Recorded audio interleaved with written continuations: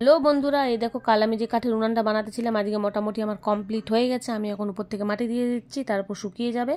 তারপরে আমি পরের দিন রান্না করব। আর আমি রান্না যখন করব অবশ্যই তোমাদের সঙ্গে শেয়ার করব, কারণ দেখবো যে তোমাদেরকে দেখাবো যে আমার কাঠের উনানটা কীরকম জ্বলছে। আর হ্যাঁ, তোমাদের কার কার বাড়িতে এরকম কাজ করা কড়াইয়ের উপর কাঠের উনান বানানো আছে, আর কে কে এরকম উনানে রান্না করো আমাকে অবশ্যই কমেন্ট করে জানিবে, ভুলবে না কিন্তু।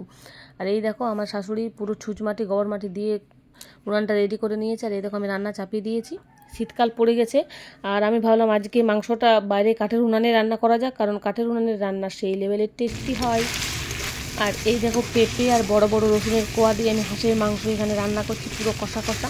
তোমরা দেখেই তো বুঝতে পারছো যে কতটা স্বাদ লাগবে আজকে। তোমরা তো আশা করি কম বেশি সবাই জানো যে কাঠের উনানে রান্নার টেস্ট আর গ্যাসের রান্নার টেস্ট আকাশ পাতালের পার্থক্য।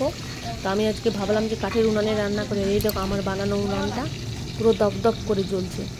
ঠিক আছে বন্ধুরা, এখনের মতো টাটা, দেখা হচ্ছে নেক্সট ভিডিওতে।